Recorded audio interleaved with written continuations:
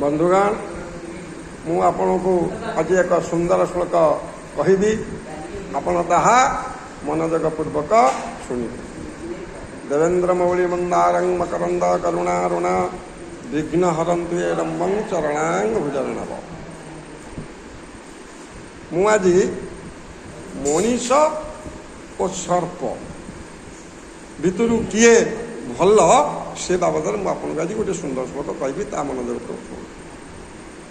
दुर्जन च सर्पस्य वरं सर्प न दुर्जन सर्प दंशन्ति कालेन दुर्जनस्तु पदे पदे।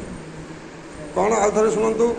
दुर्जन च सर्पस्य वरं सर्प न दुर्जन सर्प दंशन्ति कालेस्तु दुर्जनस्तु पदे पदे।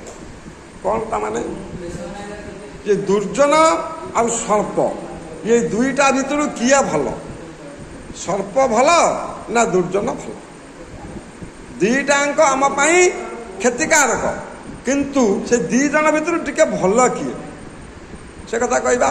दुर्जन च सर्पस्य वरं सर्प न दुर्जन सर्प वरं भल दुर्जन नुहे कहीं सर्प दंशन्ति कालेस्तु दुर्जनस्तु पदे पदे।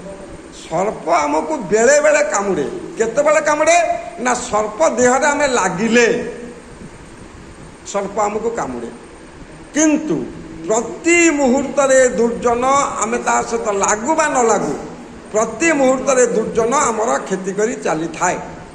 तेणु श्लोकाकार मतरे सर्प दुर्जन ठारू सर्प भल अटे कारण सर्प सहित लागिले सर्प आमको कामुड़े किंतु दुर्जन सहित तुम्हें लाग बा न लाग दुर्जन आमर क्षति करी जाए। तेणु रहुची जदि आपण उक्त श्लोकटी भल लगी थाए ताहले आपण लाइक शेयर सब्सक्राइब करने को भूलिबे नहीं। जय जगन्नाथ जय जगन्नाथ जय जगन्नाथ।